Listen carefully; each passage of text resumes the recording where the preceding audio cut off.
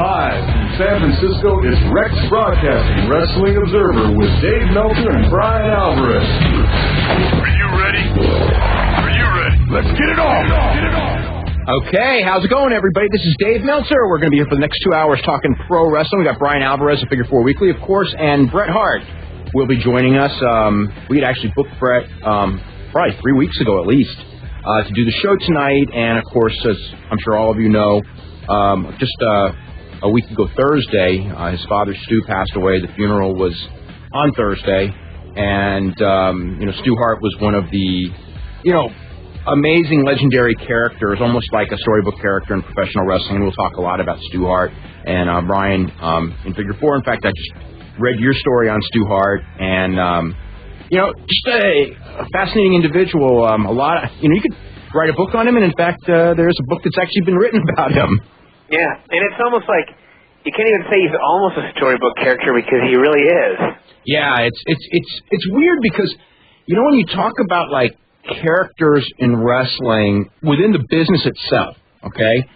I mean, he would be like one of these legends. And I mean, if you ask me what he's legendary for, my answer is almost like just for being Stu Hart. Yeah. He was a promoter for, let's see, from 1948 through 1990. He was a wrestler. I mean, but he was not a superstar wrestler, but he was absolutely a legendary wrestler among the wrestlers. And, it's more the stories of Stu outside the ring, and, of course, the 12 children, and, Brett and Owen Hart being, superstars in professional wrestling, and the daughters all marrying wrestlers. And there's just so much to say about his career. Obviously all the legends of him stretching guys and, his background, which very few people are aware of, as far as being a football player, amateur wrestler. But, we'll have a lot to talk about that with Bret Hart. And, of course, also last Saturday night, Sunday morning, Road Warrior Hawk Mike Hegstrand passed away and at the age of 46. And his funeral is Tuesday. And, I don't know what to say about... Well, we're going to have to go to a break anyway, but we've got a lot to talk about. Hawk, Stu Hart, Stephanie McMahon's wedding was yesterday with Paul Levesque, Triple H. Yay, that's right. Getting in the end. Yep, No Mercy. Paul Heyman's back. Hogan's out of the pay-per-view. In fact, the NWA TNA pay-per-view on November 30th has been canceled. Plus, we got a lot to talk about when it comes to Pride. We're going to get to all these subjects right after this. You're listening to the Wrestling Observer live on the Sports Byline Radio Network. Okay, welcome back to Wrestling Observer Live. I'm Dave Meltzer, editor of the Wrestling Observer Newsletter, with Bryan Alvarez of Figure 4 Weekly. We'll be joined by Bret Hart in about 18 minutes. And, a lot since we have last talked. Road Warrior Hawk, I mean, what was your reaction when you got the news on Sunday? I don't even really know. It was just like, I sat there and thought, God, there's another one that's died. And, part of me wasn't really surprised, but at the same time, it wasn't like I thought, it was expected that Hawk would pass away. But, I don't know, it was just another one, really. He was a wild man in the 80s, I could tell you. Yeah, but he seemed like he'd kind of calmed down a lot. He had calmed down a lot in the last year or two, but I'll just put it this way. But you could do a lot of damage to yourself over 20 years. Yeah. I'll just put it this way, that there have been a lot of people that I've heard that they've died, and I've been like, that's sad, but that's really not a surprise. It wasn't so much like that with Hawk. So many of the wrestlers from that generation passed away, especially in recent years. And I hope that, against hope, because it's not true, nothing is going to change. But you would hope that this generation of wrestlers would learn something from the mistakes of the previous generation of wrestlers, but they won't. Well, also the other thing you mentioned was he was really wild in the 80s, and even if, some wrestlers might have smartened up by now, these are wrestlers who also were very wild in the 80s. So, and wrestlers who were wild in the 90s. Yeah. The guys today may have learned, but we're not going to know till they hit 40 and 50 and 60. Yeah. The thing is that I mean, it's what can I say? It's the steroids. I mean, and again, I don't know that steroids killed him, but I'm relatively sure when this autopsy comes out that one of the things that will certainly not shock me is to hear that his heart was enlarged, like almost everyone's that's passed away lately. And, cardiomyopathy, I mean, that's directly linked to steroids in several tests. Yeah. And when some people have come out, including Animal, in the last week and said it definitely wasn't steroids, it's like, I will not say that it definitely was, but to say that it definitely wasn't is probably less chance of being right. Yeah. And again, it was more than, it was more than just one thing with almost all of these deaths. And the other thing is, if it does come out that he had an enlarged heart, we're going to have to put up with a huge flood of people saying this had nothing to do with steroids. They don't kill. You get an enlarged heart from exercising and such. And everything we heard when Davey Boy died. Yeah, I didn't really hear that much with Davey. I mean, I think most people will. When Davey had a lot more near misses than Hawk, though. Yeah. I mean, Davey dying, I have to say, was not a surprise. No. But Davey Boy Smith, Kurt Hennig, Rick Rude, my God. We'll talk to Bret Hart about that, too, because Bret Hart was right there in that 80s WWF locker room, Anyway, there's Hulk Hogan, NWA TNA 3-hour pay-per-view on November the 30th. It has been postponed for a couple of months until he's ready and until he can test the waters and see what else is going to happen, I guess. He's in the middle of a lot of different things. I mean, the whole thing with the whole thing with Hogan and all of this is that the group that Hogan is going to end up with is the group that gets television. And that's that's who everyone's going to wind up with. And I don't know who's going to get television. I don't know if anyone's going to get television right now. But by the way, did you see the book Chokehold yet? I just got it on Friday, and I've read probably like a chapter so far. Okay, just wondering what you thought of it. Paul Heyman was back on Thursday. Yep. And already a complete fool. All I could think when I watched it was somebody really has to hate poor Paul Heyman. The first thing I saw was Vince talking about how he wanted to strangle him, and I thought, oh, this is interesting. Yes. I don't think it's as much wanting to hate Paul Heyman as much as that somebody has to be so completely incompetent, so Vince has to beg Stephanie to come back. Yeah. So that's the deal. I'll tell you what, though, after that pay-per-view, I don't know, this is not even the pay-per-view, it's just that main event on SmackDown where Undertaker won 4 straight falls from Brock Lesnar and Big Show. Yeah. I just, I wasn't surprised, but it's just like, do they think? No, they don't. That's the answer. Yeah, I know. I know that was a rhetorical question. Yes, I know, because I knew what the answer was. Well, actually, you know what? I take that back. They do think. I really think that Vince really thought that out. Like he was going, you know what? I want to face a man who's beaten Big Show and Brock 4 times in one night. Well, I mean, the whole thing also is to me, and again, in my idea of booking, the world champion should be special. That way, the world title match should draw because it's a special event. But Vince ain't fighting for the world title. I know. Okay, but anyway, a world champion should never, and I mean never lose unless there is a strong booking reason for him to lose, which is that the guy who beats him is getting a title match on the next pay-per-view. And that is the only reason a world champion should ever lose a fall. Yeah. Is to set up, maybe not on the next pay-per-view, but set up an imminent world title match. That's the only reason you should ever lose a fall in a tag. That's the only reason you should ever lose a fall in a non-title match. Undertaker pinned Brock Lesnar to set up a match with Vince McMahon, who I guess is the higher power, but to me it just totally undermines, it undermined both belts. Oh, yeah. Because Undertaker's not challenging Big Show for the belt, and he's not challenging Lesnar for the belt. He's challenging Vince McMahon in a match that he's going to lose. Yeah. So that's quite wonderful. Both the Pride and UFC Heavyweight Championships are now the Pride Championship, Fedor Emelianenko suffered a broken thumb, and they even showed the X-rays, which makes me, when they showed the X-rays, that's when I really believed it wasn't true. Yeah, I thought the same thing. I mean, if they hadn't said the X-rays, I would have thought, yeah, but it was almost like you protest too much, and I know how dishonest, some of these people can be. Yeah. And when they, it's like, the thumb doesn't say Fedor on it. so out of their way to prove that he was really hurt that I immediately thought, okay, he's not hurt. Yeah, especially with but whatever. Anyway, he's going to be.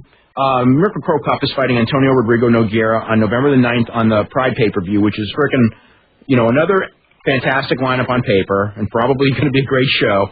And that is for the, I guess, interim championship, and Fedor is supposed to face the winner come February. So that's the situation there.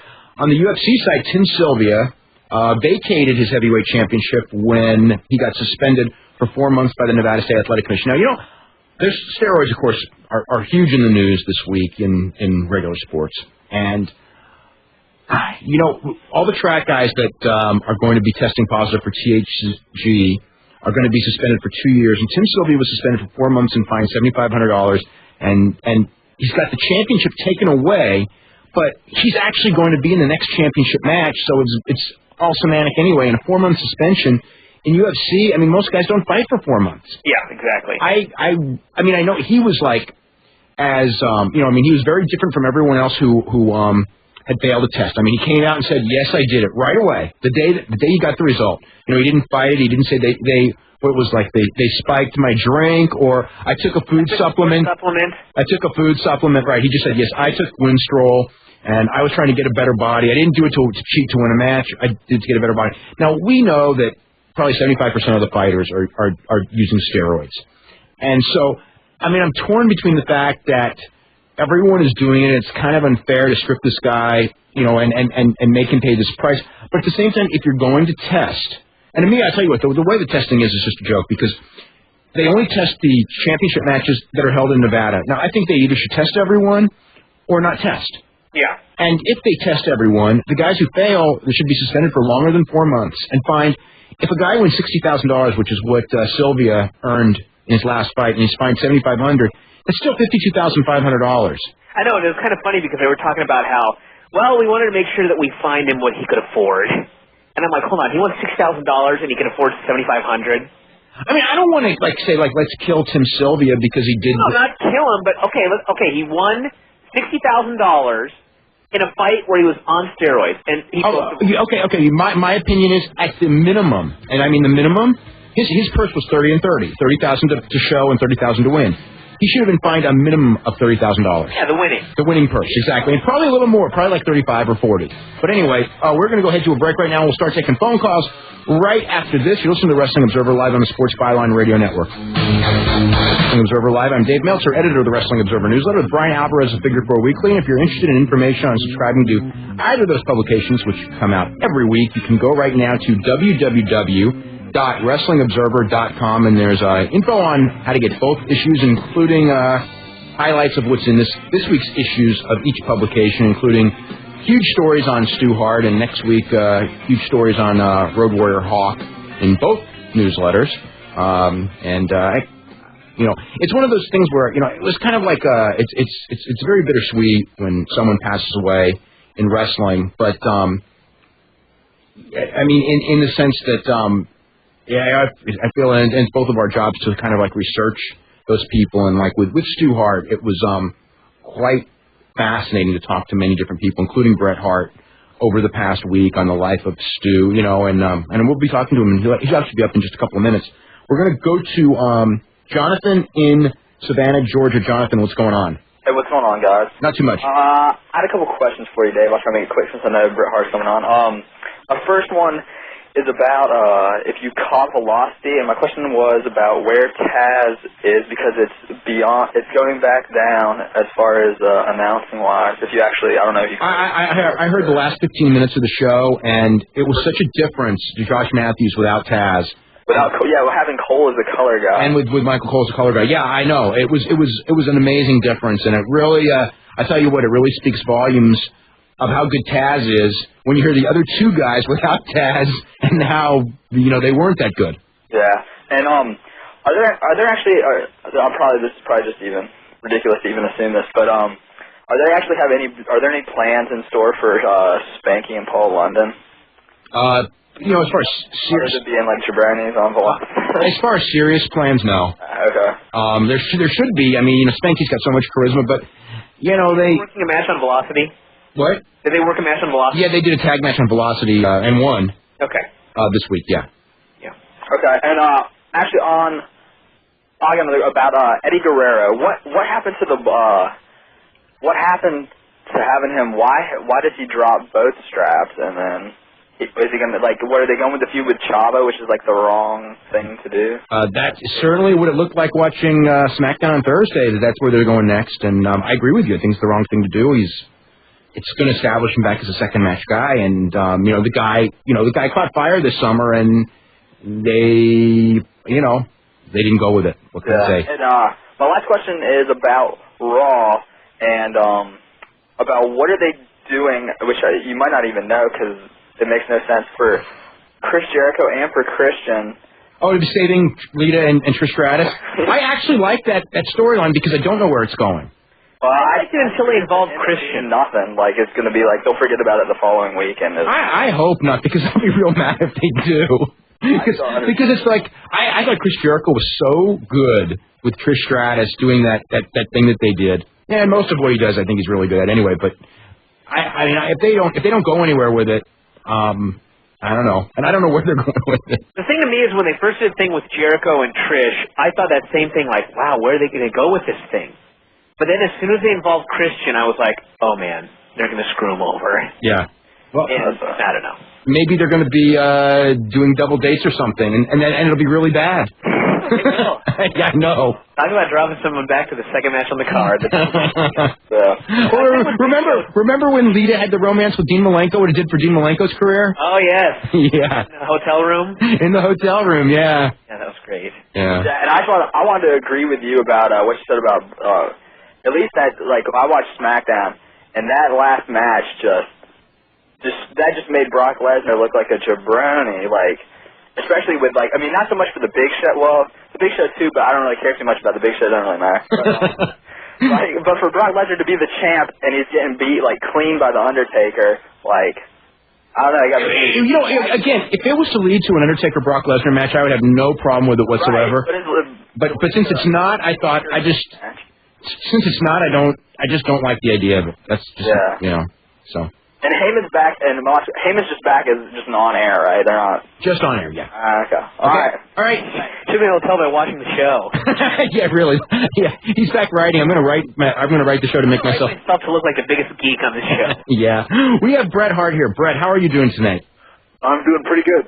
That's good. It's been quite an interesting 10 days, I guess, for you. We haven't talked since the funeral. I mean, I just understand it was really as funerals go, a tremendously kind of uplifting type of event almost. Yeah, I think when you're lucky enough to have a dad that's lived such an extraordinary life, plus the fact that he was 88 years old, and I think those last few weeks for my dad weren't. It was time for him to go, and I think we all sort of accepted that. And so we looked at it as more of a celebration. As far as were you kind of I don't know if it's happy, but that something like it would do your dad proud. I mean, to show just how in the community and in the wrestling community and in the community in Calgary, just how kind of extraordinary individual your father was to everybody. Well, I think. I don't know, I think maybe in the old days a lot of promoters did a lot of community work, I don't know, but up here in Calgary, before the Flames and before a lot of things were in town, wrestling was big-time entertainment. They had, for the 50s and early 60s and stuff, when you had Rocky Marciano coming up for the Stampede and stuff like that, that was all big stuff, and my dad always tied a lot of little things in with the community as far as different charity work. I think for years, every Christmas show was dedicated to the Firemen's Boys Club or something like that up here. And there was just things like that all the time with my father. He always, and it sort of one hand washed the other. He got a good reputation, and I think it helped his business, and at the same time, he did a lot of little things for the community up here. One of the things that we were talking about earlier in the week, was kind of like the history of Stampede Wrestling and the place, kind of like the place of Stampede Wrestling in the big scheme of things with professional wrestling, you had mentioned to me that, in the 70s, early 70s, let's say, that it was kind of, booking-wise, it was, they did a lot of innovative things that everybody else picked on later. And then, of course, in the late 70s, they were the ones who brought in, with Dynamite and a lot of the guys, Davey Boy Smith, they brought in a lot of the smaller guys and kind of, when you were breaking in, it was kind of it was certainly a revolutionary style for wrestling all over the world, and particularly for North America. Yeah, I mean, without making... I wouldn't want to put down any other territories, but a lot of territories didn't have that realistic kind of flavor that Stampede Wrestling had.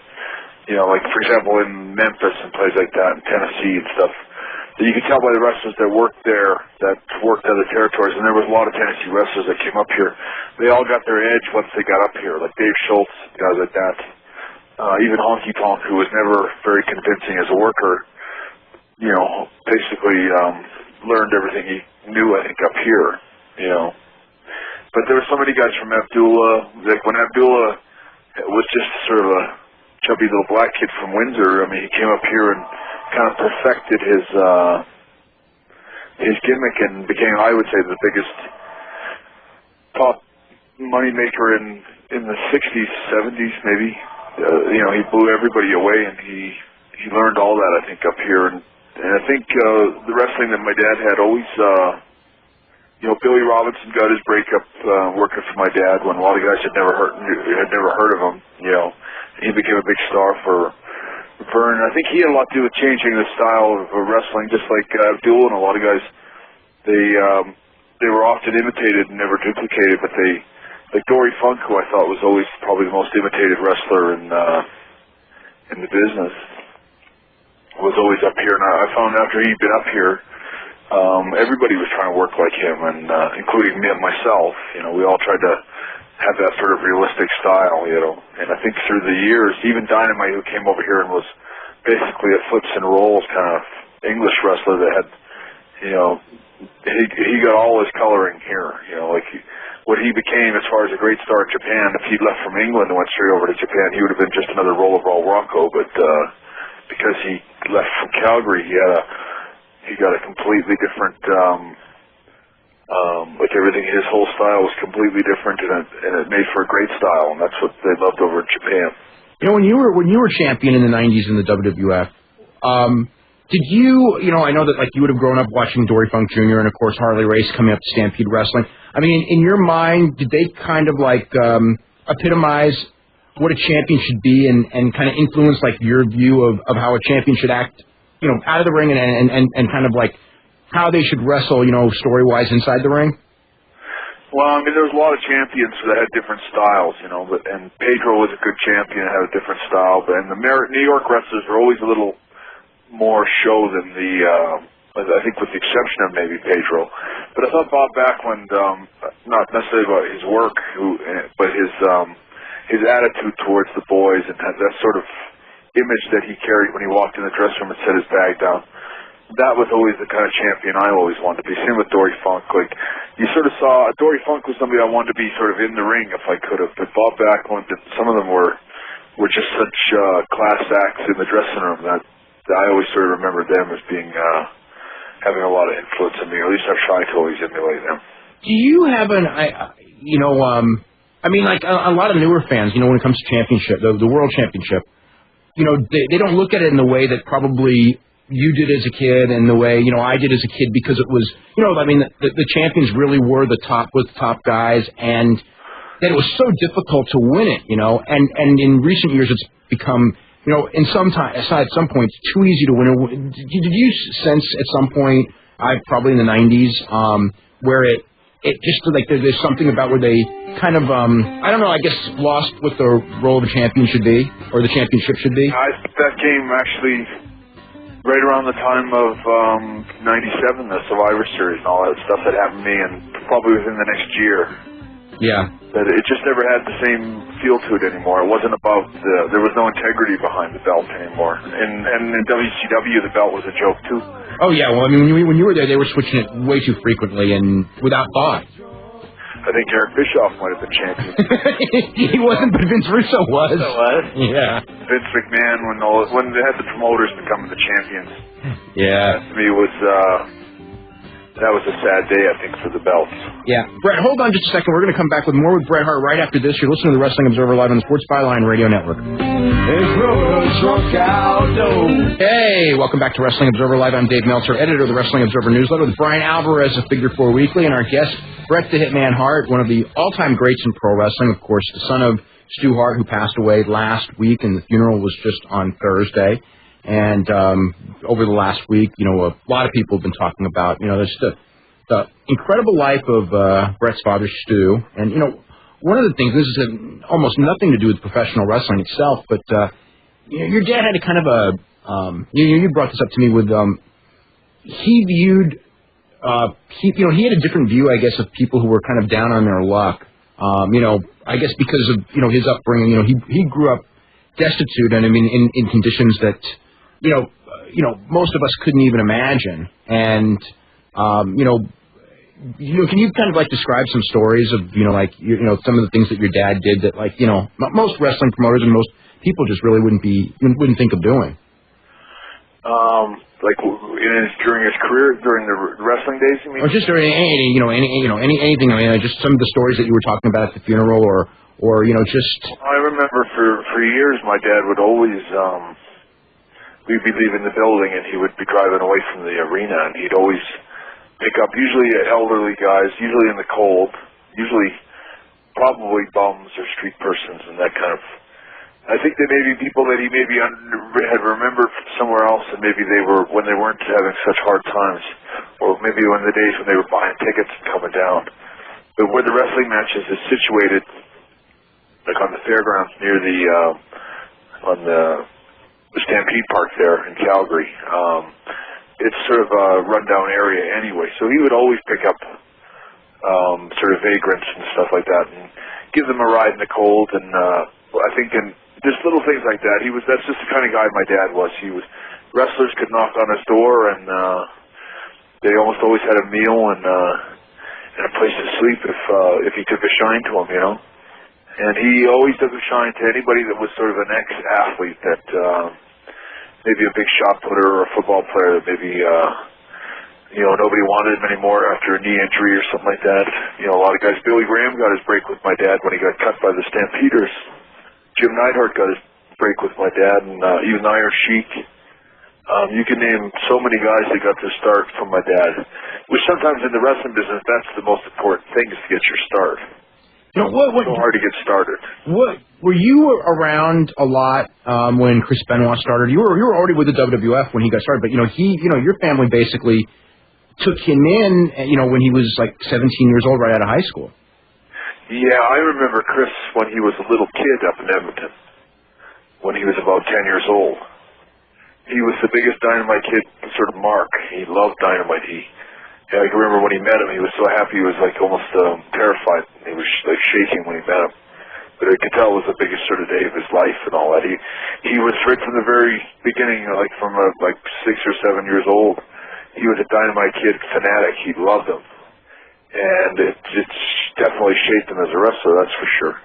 But I do remember him when he started, and it was always I was always nice to him and always liked him. He was a nice kid. It'd be hard not to like Chris, I don't think, but when I did finally see him in the business working, I was surprised, because I thought, he doesn't give up, he's still good. I never really thought he would go as far as he did, but he picked a great wrestler to imitate, I guess, or to emulate. And in a lot of ways, I think Chris is a better wrestler than Dynamite. When you see a lot of the guys, and almost, I mean, in WWE, there's a lot of wrestlers, obviously, Edge and Christian and Test, but Benoit, Jericho, that were Canadians and kind of grew up. A lot of, not all of them, but a lot of them with the kind of the Stampede wrestling. Certainly Jericho and Benoit, Lance Storm, most notably, kind of watched that kind of thing. And it was almost like we talk about like the Canadian wrestlers, because partially maybe you were a hero to a lot of them, and just the kind of wrestling they watched. That they were, they're kind of like their mentality on wrestling was different than the Americans, who kind of grew up more with the show aspect of it, as opposed to, the move for move and you know what I mean? Yeah, in Calgary, it didn't really matter, most of the time anyway. It didn't matter whether you were a great talker or good on the stick, as they used to say in those days. Like, there was a few exceptions that got over up here, kind of got over, but like Honky Tonk and Schultz were good talkers. But, Calgary was always more of a working territory where, if you didn't throw a good punch or you threw a real bad kick, the fans would fart at it, kind of thing. Like, they let you know that they didn't care as long as it was, everything had to be had a reek of realism up here. Everyone, the fans that came generally wanted to, almost like barroom brawl fighting. Like they wanted. You could sit in a headlock in Calgary, and the fans would get with it. And it's one of the only places I think in those days that you could get by in the holds. You could put a abdominal stretch on somebody, and you could put a sleeper on or full Nelson. One of the biggest baby faces we ever had up here was a guy that put on full Nelsons, and that was his finishing hold. And I never saw it get over anywhere else. Mm-hmm. Do you think the realism had to do with the fact that your dad loved amateur wrestling so much? Yeah, I think it did. I think it came from this idea that, all the guys most of the guys that he taught, especially in the 60s when guys came in, there was a few sort of top hands in those days, but there was a lot of guys that were really horrible workers. They were just kind of big guys that could maybe pick somebody up and slam them and that kind of stuff. They couldn't do much. There was so many of those kind of guys that were just so green that had no idea how to actually have a match. But luckily in those days, back in those early days, which, you didn't really have to work that hard or that, you just had to keep it pretty tight with headlocks and rolling around. Usually there was enough credibility in the matches to keep selling tickets. Wrestling, as I recall growing up as a kid up here in the 60s, Calgary was, it was pretty easy to sort of believe it was real. When I remember going down there, the fans believed it was real, and the whole sort of mentality in the matches when you watched them was real. The wrestlers in the dressing room were, the kayfabe in the dressing room was a huge thing. You'd be severely admonished if you ever got caught not, kayfabing and all that kind of stuff. It was very serious, all that kind of stuff. The blood. I remember as a kid going to the matches with my friends, everybody thought it was real. No one at least suggested to me that they didn't think it was as real as anything else, Now, what do you think as far as, I don't know, in Calgary, how prevalent were the stories about your father in the dungeon and, the football players coming in and getting stretched? I know you obviously knew about it because you grew up with it, but was it kind of well known around town, and maybe that helped the credibility of the wrestling, that people kind of knew, everyone knows about those guys when they go see Stu Hart, you know what I mean? Yeah, it was definitely known in the media. I think in the 50s, which is a whole different era, but in the 50s, my dad would stretch a lot of the reporters and stuff like that. That sounds nice. I know a lot of the reporters. They do that in the 80s, too. No. Yeah, they would. But they did stretch a lot of them, and it was, for a long time, it was kind of like you had to get kind of past my dad. A lot of the guys that came up here would knock on my dad's door, and they'd be big guys that would want to wrestle him, and sometimes they'd even be fans. As a matter of fact, Archie the Stomper Goldie was a fan. That was a big kid that just stood up and wanted to fight some guy. He wanted to fight whoever the heel was at the time. He was going to step right in the ring and fight him, and my dad had to grab him by the arm and pull him off the chair. He was climbing into the ring, off the little step ladder going into the ring. He had to pull him by the arm and drag him back, and kind of counseled him that maybe he'd be better off, having a couple practices with him first before he got in the ring with the pros, And Stu took Archie the Stomper up to the house and, tweaked him pretty good, and tweaked him so bad, I think it had him so sort of terrified. At the same time, he had so much respect that he came back the next day and had pleaded with my dad to ask very politely if he would please train him. That's kind of how they trained guys in those days. Now, your dad was stretched quite a bit when he was training at the YMCA, right? Yeah, he was. He trained in Edmonton. There was a guy named Jack Taylor who was probably from the 30s and the 40s, was maybe, as my dad tells me, used to tell me he was the toughest guy in the world. There was nobody that could touch Jack Taylor anywhere. He was the toughest, best wrestler in the world.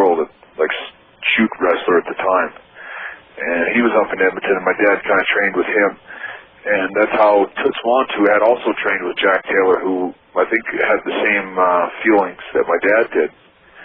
And when he heard that my dad had trained with Jack Taylor, that's how he broke him in New York. He offered him a job, and that's when my dad left the Navy at the end of the war and went down to New York City and got into the wrestling business, which, changed his life and his destiny, We talked a lot about your dad, but, you've, over the last, almost year and a half, since you suffered a stroke, your recovery has been nothing short of amazing. And you were telling me you're lifting 270 for 4 reps on the bench, which I was just totally blown away by, knowing, there was where you could barely lift your arm, and we didn't know if you were going to be able to walk at one point there. Yeah, no, I'm really lucky, and I think sometimes it dawns on me more and more as time moves on. I went to a stroke sort of, I don't know what you call it, but it was like a media day where they had a lot of people that had strokes there, sort of there to talk to the media about the therapy that we got. But I never had any idea that I was so fortunate that so many others weren't. Like a lot of the people that had strokes the same time as me that were trying to recover at the same time as me, they never recovered. I saw a girl there that can't move, her arm just hangs right by her side. Like they and some of them don't get their leg. They lose certain parts of their body. Whereas me, I've got everything. Everything pretty much came back. I still have trouble with my left side, but as far as I can slowly start to do just about everything that I used to do. Just not as strong as I used to be. And I'll probably always have some kind of lingering side effects from the stroke. When not all that long ago, Kurt Angle called you about wrestling at WrestleMania, and that was the first time that you had ever spoken to him, correct? Yeah, we had a very good talk, and he's probably my favorite wrestler working in the business right now, and he seemed to think that I was the guy that he enjoyed the most as a wrestler. He said I was his favorite wrestler, and that all he does is watch my matches back to learn more and more all the time. And he has I think since he's got in the business, he always seemed to have a really good grasp of it right from the start. And some guys do, and some guys don't. I think I always did. I learned the business in a pretty short form, even though I learned more and more as I got along. When I first got in the business, I was never horrible. I mean, never. I was always pretty good right from the start. And then I just got better, but and my size got bigger and things like that. But as far as work goes, I was always pretty good. And have you given any thought of late as far as going to WrestleMania, not as a participant, obviously, but I know it's been talked about. I know that they would love to have you. Well, we got to go to a break, and this is probably going to. So let's go to a break right now. We'll actually come back and talk about that, and we'll also talk about Bret's book, how it's doing, and many other things.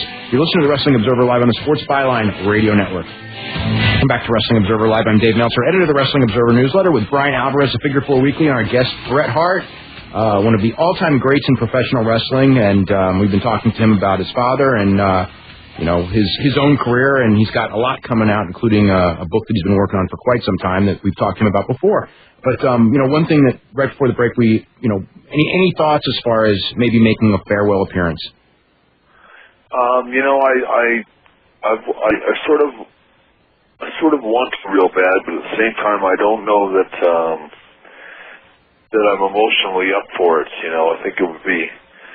I'm not sure that that's something that my fans still want me to do, or whether I have enough fans out there that would appreciate it. I think it's a whole new audience now. But I don't know. I'm sure there would be some value in that. But I think the biggest concern I have is that I'm just not. Mind you, I find out more and more even from this funeral that I just, having talked for my dad at the funeral was probably the biggest, most stressful speaking part I ever had to do. And I was really, when it made me think of how hard that was when I went down to Australia to talk, that was really hard. But this thing I did this past week, giving the eulogy for my father, was very difficult and very emotional. And I think if I was to show up at WrestleMania, to do a farewell. I think, I fear that I would be too emotional for me to do right now, that it would just be too gut-wrenching with all the, for me to walk down a ramp and walk into a WWF ring, and especially in Madison Square Garden, where I think it is this year, would be very difficult for me. I don't know that I could carry through it, just to do it. And maybe sometime, and maybe the way I know it came up in a conversation with Vince McMahon, and he was very open about it, and I wouldn't say I poured water on or anything, but I just told him I was a little hesitant right now because I don't know how stable I am emotionally. See, when you have a stroke, I don't know if it. Brett, could you hold up, because we actually got to take our hourly break. Is that okay? Okay, we'll be back with Bret Hart, and we're going to talk more about this right after this. You're listening to Wrestling Observer Live on the Sports Byline Radio Network.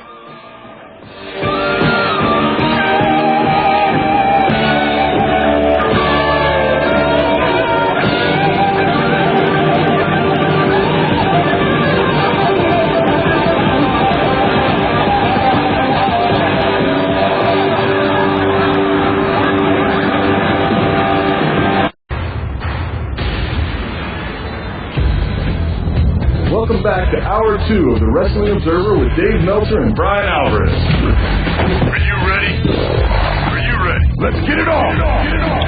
Okay, welcome back to the second hour here on Wrestling Observer Live. I'm Dave Meltzer, editor of the Wrestling Observer Newsletter, and Bryan Alvarez of Figure 4 Weekly. And our guest this week, Bret Hart, one of the all-time greats in professional wrestling, who's in the process of writing a book about his career, which will be probably the longest book on wrestling and most detailed book on wrestling ever written. And there have been some good books that have come out, especially like the Chokehold book was really good. And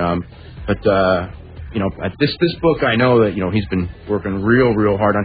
And Bret, when we left for the hourly break, you were talking about kind of some of the effects emotionally that the stroke has had, and having to give the speech on Thursday, the last eulogy after all those eulogies one after the other that were so good. I know you felt a lot of pressure. Yeah, I did. It's when you have a stroke, you become very emotional, which is one of the reasons I have trouble doing public speaking at this point. I don't really look for every opportunity to be on camera, or not looking to get parts in movies and things like that right now, because you become very, very emotional and you don't really have a lot of control over it. With acting, it's maybe not so bad. I think my acting, I would just come across like a bad actor, because there's a bit of a delay still sometimes in my speaking. But when you have a stroke, you become very emotional, and the slightest little thing can trigger a sort of a complete meltdown that you can't really stop or prevent from happening till you melt down, and then about 5 minutes later you can be fine again, but you just got to be careful not to talk about things that are upsetting to you. And so obviously a funeral is not the right place for you to go either, but being my father, I didn't want to, and I knew that I felt that I could say some things about him that were best said by me, and I could do a good job of it. But it was a real challenge for sure. And those are the reasons I probably wouldn't be back at WrestleMania, is because it's just a little too emotional for me. How has it been like as far as, I know the last time the WWF came to Calgary, you socialized with a lot of the wrestlers that you knew, right? Yeah, I met a lot of them. I met Jericho, and I didn't meet Kurt. Some of them all had to fly out after the show, but I met Rhino, and I met Edge, and Edge was up here, I think, just visiting, but it was nice to see the guys. A lot of the guys I haven't talked to in years. I talked to Kyoto, the referee, who, funny enough, was somebody that I hadn't seen in such a long time. It was really strange seeing him, because since the last time I saw him, so much has happened. I mean, so much you can't even begin to start. Yeah. We've got to head to a break right now. We're going to come back and talk about a lot of different things. I'd like to talk to you also when we come back about your book, and also about Road Warrior Hawk, who you traveled with in the early 90s when he spent a couple of years in WWF. And we'll be back with more with Bret Hart right after this. You're listening to the Wrestling Observer Live on the Sports Byline Radio Network. Hey, welcome back to Wrestling Observer Live. I'm Dave Meltzer, editor of the Wrestling Observer newsletter, with Bryan Alvarez of Figure 4 Weekly and our special guest, Bret Hart. And we've been talking to Bret about a lot of different subjects, and I wanted to bring up the death of Road Warrior Hawk, which was just last week.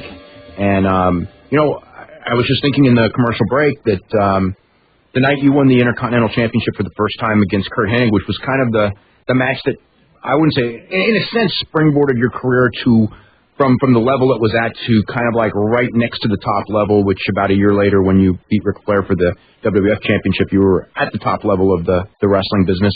On that same night, the Road Warriors won the tag team title from the Nasty Boys for the first, and actually they won it another time later, but the first time they won the WWF Tag Team Championship. So, it's kind of like your careers kind of intertwined there for several years.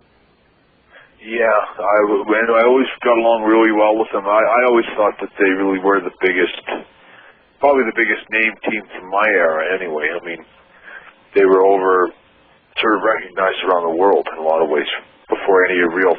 There was a lot of guys that were recognized, but not tag team wrestlers. There was the Hogans and certain guys like that in those days. But the Road Warriors I always remember as the Road Warriors were a great team. And it's too bad what happened with Hawk. I don't know what happened. I imagine it was a heart attack, and he was a guy that lived pretty hard for a long time, like a lot of us did, and. It just scares me to think another one, just when you think, okay, maybe there'll be some kind of a little break for a while, maybe they'll start taking somebody else, but these wrestlers seem to be, especially the Minnesota boys, almost seem to have the same curse that the old, there's a lot of the Stampede boys are gone, and a lot of the Texas guys are gone. Texas guys, yeah. Boys, and it's just, I don't know for sure how much of it has to do with the lifestyle and the way the wrestlers' lives are sort of, surely it can't be the falls and the bumps, but it might be the lifestyle on the road with the drinking and the pills and stuff like that. Well, the schedule that the guys are on now, which is a tough schedule, as far as the number of dates and everything, is nowhere close to, the schedule that, in that era and in the 80s. And I don't know if maybe the 80s might have even been harder than the early 90s. You were through there from late 84 on. But I remember, that 84, 85, 86 period when I would see guys, when they would wrestle out here. And, they would be on the road and, and you did this, like 25 days in a row, 30 days in a row. Crisscrossing the country. Not like you're in one place for 4 days. And it was, forget about the matches, just making the towns had to be just brutal. It was like nothing. I hear about people talking about the schedule. I never saw anybody that worked a harder schedule than the wrestlers did back in the 85, 86. With Hogan and all that. It was double shots and long trips, driving, and it was a tough life. I was working, I think in 1985 I worked 304 days that year, not including double shots, Yeah. And on the TV tapings, you'd probably wrestle 3 matches. Oh yeah, easy. Yeah. And it never, I don't remember it ever getting a whole lot easier, even in the WWF. It seemed like when business dropped around the 90s, started to kind of taper off a little bit, right as I sort of got my break kind of thing. Business was not the way it was with the Hulkamania days. But the schedule was just as hard, and it was maybe a lot of it was even harder driving trips than I ever remembered in the early days with Hogan. It was just because they were cutting back on airfares and the costs, and they were running smaller markets and less big cities, so you'd have to fly in somewhere like Indianapolis and drive up to Fort Wayne, Indiana, and things like that. It was just so much harder. And in order to do it those days before there was no contract, it was like you got paid by the night, and you got paid by the position on the card, and you basically got paid by whether you won or you lost, because if you won, you kept going up into bigger money matches. So in my era, it was very important whether you won and whether you lost, and the belt definitely was a big factor. It meant so much more. But you were a champion. You were the highest paid guy in the company, and that's why it usually was considered that the guy that was champion was had to be the guy that was pulling in the most people, to be the main event. And I think that's changed. I don't know that it's. I probably may have been the first WWF champion, maybe since.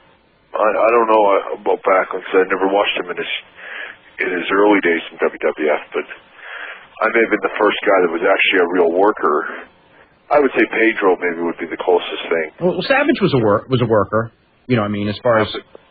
But the style of wrestling when Randy was champion was a little like you could get by on a lot less. Yeah, that's true. It was. Whereas when I got the belt in '92, it was like. We were trying to give him that sort of classic NWA kind of style wrestling, holds, and, trying to go back and take a few steps back and give him the old school kind of wrestling, which I think I was probably the first WWF wrestler to really do that. Yeah. Speaking of the schedule, why do you think a guy like Ric Flair has held up as well as he did? Because he had an insane schedule, and it wasn't like he was a guy that didn't go out after the matches and do whatever, but... And he wrestled long matches, too. Yeah. Well, Ric Flair's not human. He's not human. I don't know. I'm in awe of his physical capabilities. He was always, probably for me, bar none, he was always the most fit wrestler that I ever wrestled against, including Shawn Michaels. He was always the best actual conditioned athlete that ever stepped in the ring with me anyway. And I understand that he had his back something fused in his back, which I'm sure had its cost, but it's allowed him to. It's almost like reinforced his back, and his back is actually much stronger than it ever was. Is what he told me, I think himself. So I think he took last Monday. He took a backdrop on the floor, and he's 54 years old, and we were all watching it, going like, yeah. Oh my God. Yeah, I've watched him, and I can't believe how he still does it, and he is, I don't envy him at all. I can remember Harley Race telling me years and years ago when I was wrestling Dynamite up here for my dad in Stampede Week, and he watched us wrestle, and he came back after, and he told us both, he goes, you guys keep doing that, you'll both end up in wheelchairs, and, in a lot of ways he was probably right, Yeah, Dynamite. I think he warned Benoit about the diving headbutt, too. He'd need neck surgery, and sure enough. That's true. That's right, Benoit. But, a lot of guys for years got hooked on pain pills and stuff like that because the schedule was too hard. How is your book going right now? It's going okay, but it's just got a lot harder because I'm sort of writing in I've kind of all along kind of set out three different kind of timelines in my book, so in a lot of ways I'm sort of finishing what would be the start of a third book, I'm just beginning of a third book kind of thing. But I'm writing about my wrestling matches with my brother Owen and my relationship with him, and as I progress forward in my writing, I'm getting more into just heavier things and more. It was just a more interesting. It's probably a more interesting time, and people will appreciate it someday when they read it, maybe. But it's sometimes very tough to go back and sort of, recall all those kind of sort of deep feelings for my brother Owen and knowing where it all ends up, and sort of, I'm not that far away from my problems with the Clique and Shawn Michaels and all that, and then eventually my fallout with Vince and all that, and then my whole career in the WCW. Yeah. To write about all that, and then write about my injuries, and write about my stroke and Owen's death and all that kind of stuff. It's going to be really some tough writing for me, and hopefully I can, make quick work of it and try to get it done as soon as possible. I think what I've got up to this point is going to be, like you said, it's going to be the book that wrestling fans have always wanted to read about. In a lot of ways, it's kind of a history on the wrestling business from my perspective, and who I thought were good workers and who I thought were business, and who were stars and who weren't. And so I try not to get too negative, though.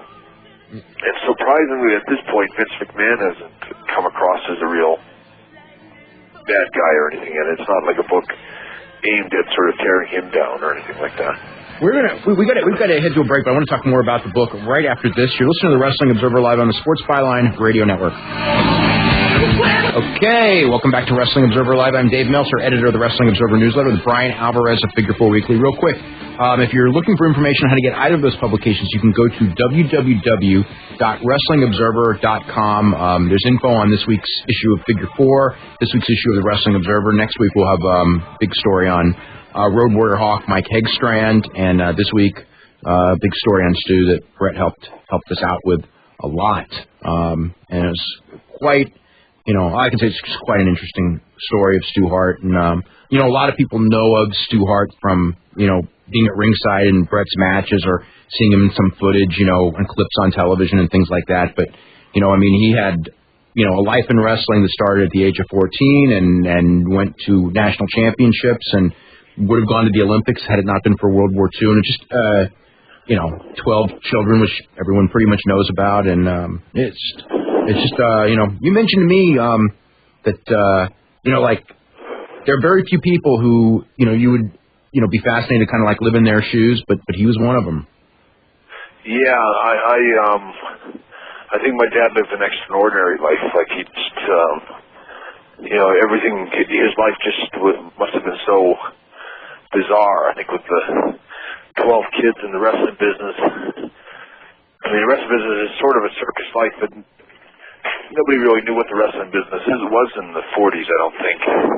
And I think if my dad had, prior to World War II, if someone had asked him that what he thought he would end up being, I'm sure it wouldn't have been a wrestling promoter. It's kind of just happened. And, he certainly had lived a really colorful life through the wrestling business, and, like I say, he had great affection for all the characters that were in it, and I think he really did love the business and was a real pioneer in the business that sort of dictated, in a lot of ways, or set the standard for what it would become. If anything, I think the standard's dropped. It's not the same standard that it used to be. When you look back at your wrestling career, what would you do? You have like a favorite time, that you would look at? Funny enough, I think my all-time very favorite time in the business when I was really, really happy about the business and was looking forward to going to work and sort of loved being who I was and loved the whole job kind of thing was when they had the HART Foundation with Pillman and Owen and 97 Canada-U.S. thing. It wasn't so much the Canada-U.S. thing. I wish that they had kept up with the HART Foundation and all of us. It was a shame that Bryan went, and then, a lot of the things that happened with Bryan, I was very displeased with how they sort of ran his wife out on that show and kind of, I don't know, I didn't like what they did with her, and I thought the whole thing was in poor taste. And that was sort of, a lot of ways, was the beginning of my, bad feelings for the direction that the WWF was going. It probably starts right about there. And when Pillman died, and the HART Foundation thing was sort of minimized over the next few months, and I don't know where, somewhere in a meeting or, who knows, maybe it's just Vince's decision. I've always heard that they said that the Canada-U.S. thing, didn't have enough,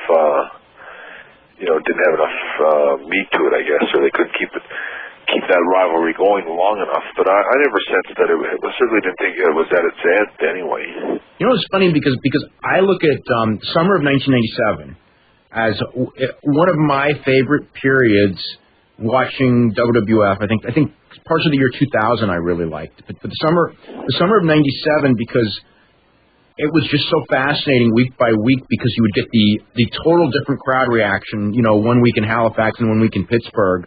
And it was not like nothing I'd ever seen in wrestling before. And, Steve Austin had become such a strong character. And, then you had your peripheral thing with Shawn Michaels that was, always, as a fan, it was always so fascinating. I mean, it had its problems between you and him. But as a fan, because it was maybe because it was so real, or it certainly seemed more real than your normal wrestling feud. That was the sort of sad thing about wrestling, Sean, was that it had all the makings of being the perfect work, Yeah. We had a lot of guys in the dressing room that thought there was a lot of tension between us. And for a long time, I thought that the tension between us was just a work, and that we were just trying to sell tickets kind of thing. But we weren't, that the boys are kind of marking out on them more. Most of my hard feelings with Sean were not that hard. He was just to me a character. I certainly never made disparaging remarks about Sean's real life, his real name or his real, Shawn Michaels is just a wrestling name, Same with Steve Austin, I thought, that time for him was a great time. That's where he really blossomed as a heel. Yeah. And as a babyface. Yeah, I could tell, and I think I said it in that documentary that what I liked about it was the wrestling fans were getting to play a part too. There was a lot of wrestlers that were enjoying being the bad guys. And Austin became their sort of hero, even though he was about as rotten as a heel as you could get at the time. But that was just how the business was sort of, everyone had a part. I thought the fans had a part. And I think that's where Vince, it's hard to say Vince didn't capitalize on that, because he certainly did after I left. But I think it's funny how the WCW was actually winning in the ratings back then. And when I used to watch the two shows, head on, I couldn't understand why anyone would watch. It was a lag thing, because I remember for a while there, because the year before WCW, I think what they had done with Nitro, they had just done more things with Nitro, and they had had a lot of the older stars mixed in some younger stars and the smaller guys, and they had created like this almost like a party thing for a couple hours every Monday night, and they got ahead. And then I just remember, before the thing turned around, or before you left, I was sensing that, it's this thing's about to change, because, WCW was starting to flatten, and WWF was getting real interesting. And the funny thing is that the one thing that made me think it wasn't going to happen was when you left, because I thought it was such a big deal. And, WCW didn't take advantage of it. And as it turned out, WWF got Austin so ridiculously hot with Mike Tyson that, and Vince, as a character, that they really took off.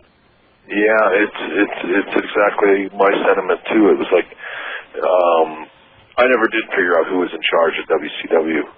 I think it was a janitor at the office or something, but I don't know. I never got any kind of sense of any direction. And I'm sure that Hogan probably, I've always had a lot of guys say that Hogan had a lot to do with my, me not getting a push. And I don't know if that's true or not, but I think something was up there. And I know that if Hogan had wanted to work with me, he would have. Yeah. But he seemed very reluctant or almost afraid to work with me, not because of a fear of me hurting him or anything like that. But I think he was worried that, that I would.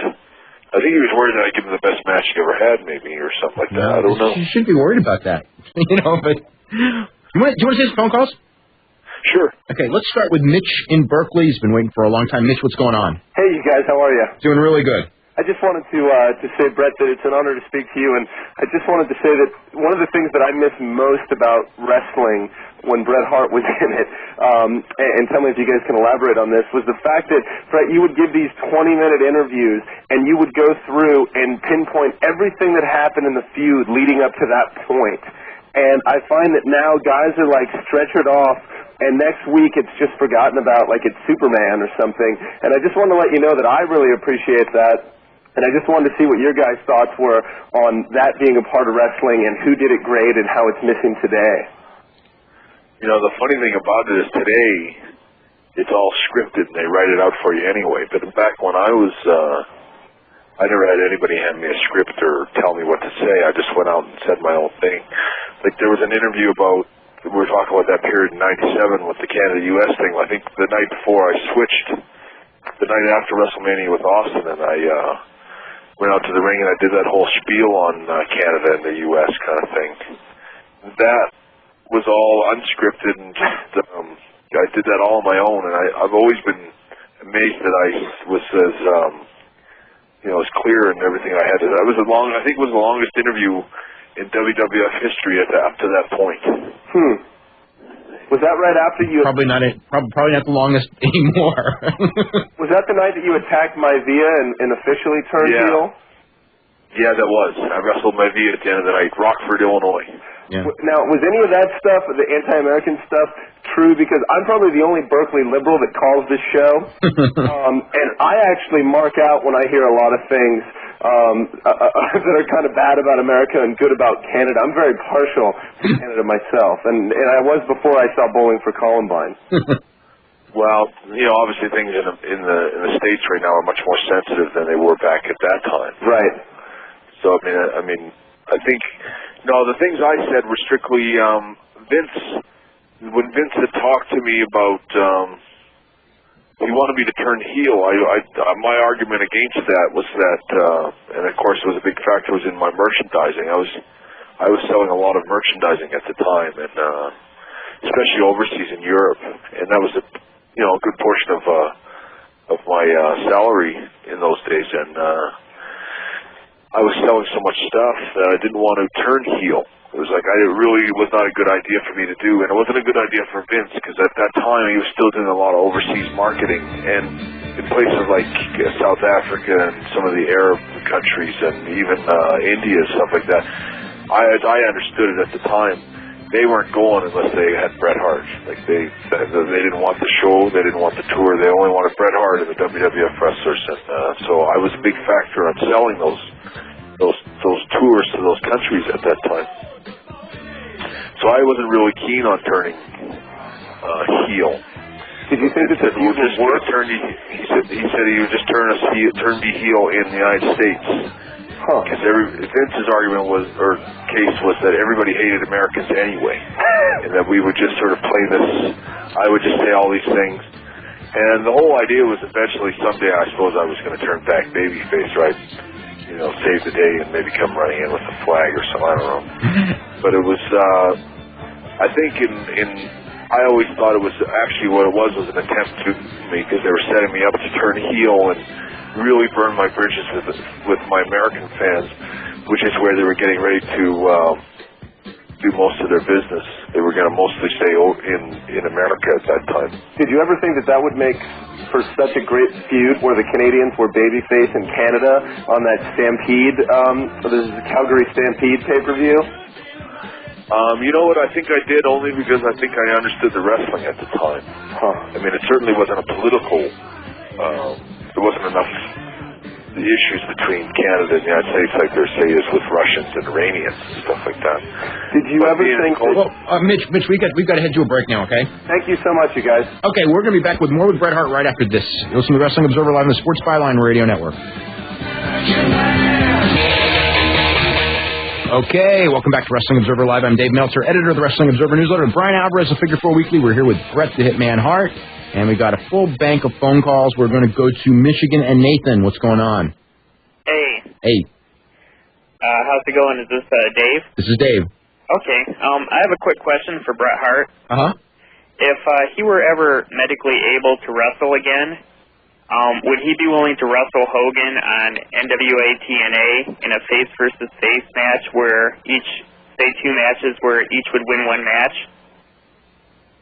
Hypothetically? I don't know. I mean, it's a really kind of tough question to really answer honestly, because it's like I retired from wrestling with once you kind of get the mindset, in my case there's no sort of turning back, so you don't really you don't start thinking like you could go back and do it, and so I there's not very much that I could see myself doing. Bret Hart versus Hulk Hogan might have been a great match. Yeah. Maybe we could have actually squeezed something out of that when I first got to the WCW, but I would be embarrassed to see him and me trying to pretend to have a wrestling match today. Yeah. If I was going to try to get myself in some kind of great condition and somehow I was in a position to wrestle medically, I think the guys I would really, really love to wrestle would be, I would love to go back and work with Austin. I would have loved to have worked with Rock in his prime. I would love to have worked with Kurt Angle, and I still would love to have worked with Jericho and even Benoit, a lot of those guys, Lance, any of the Canadian guys. I would love to have gone back and just to wrestle them, just because I like them, just because they're my friends. Yeah. I just want to say, when I was growing up in high school, while most of my peers, they looked up to a Wayne Gretzky or a Michael Jordan, I was a Bret Hart fan. I looked up to Bret Hart. So this is just an honor talking to you. I appreciate that. I hopefully you're going to law school or something. You've showed everybody, I am a lawyer, actually. I go to patent law. There you go. There you go. That's great. Yeah, that is great. Is there anything new on a DVD? It's still very much possible, but there's not really been anything done on it. I think it's just a case of same thing. Vince is reasonably, that's not a big problem. I don't think from my conversations that I've had with him, but I would like to see that. I think there's just some concerns as to how the money would be split up or something like that, whether it would all go to Vince or you work some kind of a, you buy the film, or I'm not sure if it would be a WWF DVD or, maybe that would be the smart thing to do. I don't know. It's not like I'm so opposed to WWF, but I really, I don't know. I don't know what will happen with that. And did you ever get any of that old footage? No, I never. But I believe that the door is open for me to at least use it. Like I'd have to find out what it. My problem was that I never had any. Even if something came up, I had no access to it at all. I couldn't use anything. I couldn't even use a picture of my career. So everything I ever did in wrestling, and in a lot of ways it's still possible, will be sort of kept sort of buried somewhere, and I'll never sort of be exposed as being any kind of a great wrestler, unless you've got tapes at home and maybe you want to play them for your kids. But as far as the history of wrestling, I think, I was always concerned that I would be minimized, sort of slowly kind of, erased from what I accomplished, and sort of never given my due. But I think things are relatively copacetic with me and Vince McMahon right now, and I think that there's a good chance that that I'm still going to be doing a DVD that would probably be more time to come out with a coffee table book, and maybe that's sometime in the next 6 months or so. It's funny when you talk about your life and Vince McMahon's life as a promoter. Have been intertwined, and in the most unbelievable, ways, both horrible and great, and I mean, when you look back at, in many ways he gave you your first break and certainly made the call to make you, the champion, which led to your greatest success, and then, all of the stuff that happened from '97 through, basically up until 2000, 2001, which was, absolutely, the worst. It's kind of like, I mean, I don't know, when you look back at Vince, it's like you almost have to go like, my God, it's like everything in my life, both good and bad, has revolved around, him in some ways, or not everything, but, professionally, almost everything, though. No, I think that it would be fair to say before Owen's tragedy and all the hard feelings, even before Survivor Series when we had the big fallout, my relationship with Vince McMahon was of deep respect, and I looked up to him very much like my father, and I like to look at my career, and I think every time I got in the ring, I was always trying to give him absolutely the very best that I could give him, and I think that's why it hurt so much when he did screw me over, and then it was only magnified more when my brother Owen passed away, and so many people in the family sort of took the different sides that they took. But I think if you go back all the way to that time, I think Vince McMahon would wish that he had maybe done something differently, because we were too good of friends, and I was too good of a soldier for him. That's how I'd leave that. Yeah. Let's go to Jeff in New York. Jeff, what's going on? Hey, what's going on? I just want to say it's an honor to speak to you, Bret Hart. I've been a wrestling fan since I would say, late 70s now, and it's just an honor to speak with you. Probably one of my favorites growing up. I wanted to ask you about, it may seem kind of cliche, but what was your personal favorite match that you saw? Not necessarily you were in, but that you saw. It doesn't have to be something from the 80s. Could be something from, back to the golden age of wrestling even. My favorite match, you mean? Yes. As a fan, not necessarily your favorite match that you were in, actually. Well, it would definitely be up here when I worked for my dad. Or not even when I worked, when I grew up watching wrestling as a kid. I mean, there were so many matches. I was one of those marks sitting there thinking that every year, maybe the title would change hands, But I was a real mark for wrestling, and it was fun to be a wrestling fan. And I can remember, Archie the Stomper Goldie wrestling, Harley Race and stuff like that. Those were some of my favorite matches. And do you remember the Dory Funk Billy Robinson matches? Yes, I do. Because Dory Funk told me that they were the toughest matches he had, as far as because Billy Robinson was just so, I guess, awesome. You know what I mean? Yeah, I think Billy was very, very credible, very real, and had a lot of really good holds. And I think Dory, at that time, especially, and maybe in a lot of ways for all time, was one of the best sort of realistic, credible wrestlers in the ring. And when he worked with Billy Robinson, it was a sort of it sort of fused two different styles together, enough for every other wrestler in the business to watch the two of them and go, let's learn both styles. Like, I think Billy Robinson, I know a lot of the guys that worked up here learned off him, and learned off Les Thornton and some of those English wrestlers like Jeff Ports, and Dynamite came in after that. But there was always a lot of really good English wrestlers and a lot of good Japanese wrestlers that formed the sort of realistic wrestling that I certainly took with me everywhere I try. I always try to sort of combine a lot of different flavors of I always thought the Japanese wrestlers were the most believable. Anything else, Jeff? I just had one more question for Bret Hart. You were one of the few guys that every time I saw in the ring, you made a believer out of me that the match was actually happening, that all the moves were actually, everything seemed so real, and there was a lot of emotion. And in today's wrestling, there's really not that much of it, to be honest. So my question is, where do you see pro wrestling in the future? In other words, do you see more high-flying matches? Do you see more technical matches like Angle and Brock, rather, what they're doing? Is it hopeful, the future of pro wrestling now? I don't know. I want to say I see some hope in some of the wrestlers. I think Brock Lesnar and Kurt Angle, and there's a lot of guys that I find entertaining and worth watching, and I like their characters, and I like their gimmicks every bit as much as I liked certain gimmicks through all the years, through the 70s and 80s and the 90s and whatnot. But I think the problem I have is with the storylines. The wrestling's become sort of a soap opera, and it's more acting and sort of bad acting. And the wrestling matches all look like sort of, a lot of them anyway, look like 2 or 3 guys, 4 guys worked a bunch of spots or high spots in the shower room, which is exactly kind of what they are.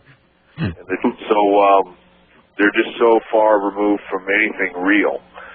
I always liked wrestling to look. Somehow I always had to have some kind of realism in it.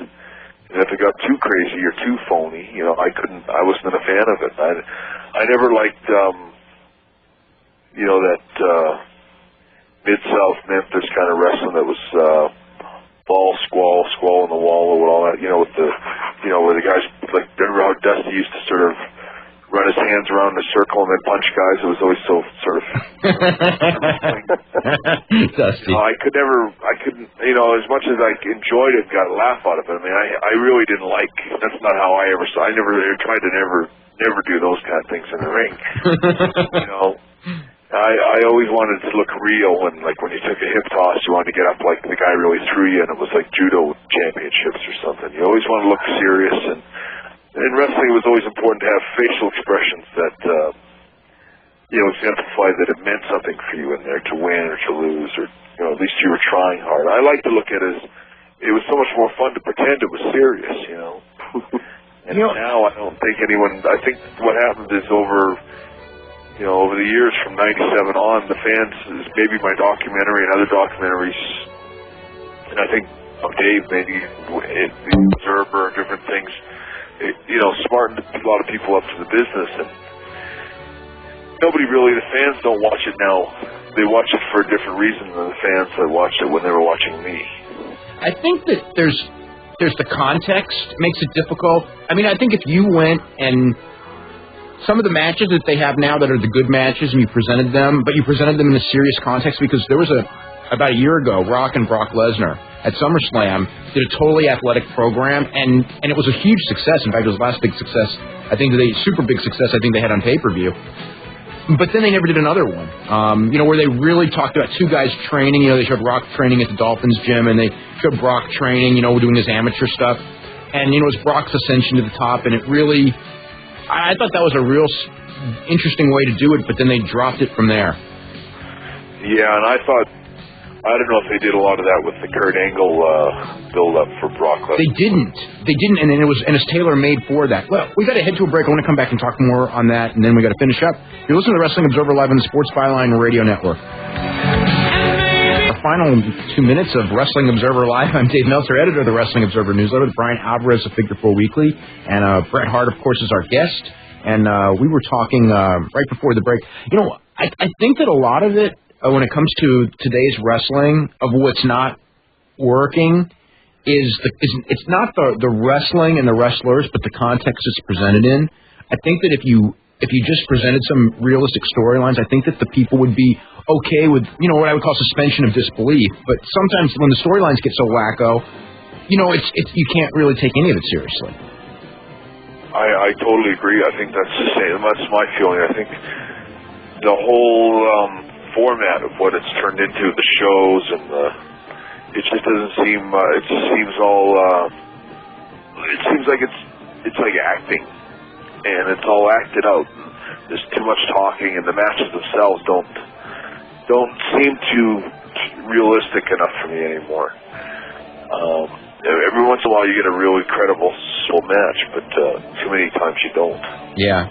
Well, Bret, I want to thank you so much, especially under the circumstances and the timing of, coming on. And I just want to wish you the best of luck with your book. And, we'll certainly be talking to you, many times more in the future. I always like talking to you, Dave. I always get a chance to talk to the best fans in the business. Okay, you're welcome, and we'll see everybody next Sunday at 8 p.m. You're listening to Wrestling Observer Live on the Sports Byline Radio Network.